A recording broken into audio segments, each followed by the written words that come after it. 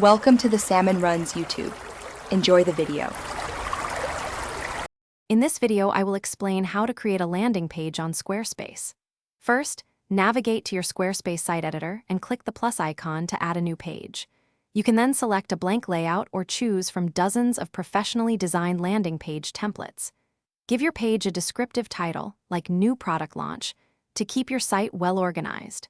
This initial setup takes just a few moments, setting the foundation for your compelling new page. Now, let's focus on the design and content. Squarespace's intuitive drag-and-drop editor allows you to easily add text, images, and video blocks. Select from over 25 different content block types to build your layout. Ensure your visuals are high resolution and your text is clear, focusing on the benefits for your visitors. A strong headline captures attention within the first 3 seconds, so make it count. Optimizing your landing page for conversions is crucial. Your call to action, or CTA, should be highly visible, ideally within the first 100 pixels of the page. Use action-oriented language like "Get started now" or "Download your guide."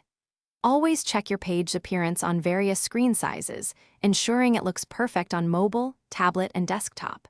A clean design with ample white space helps direct visitor attention.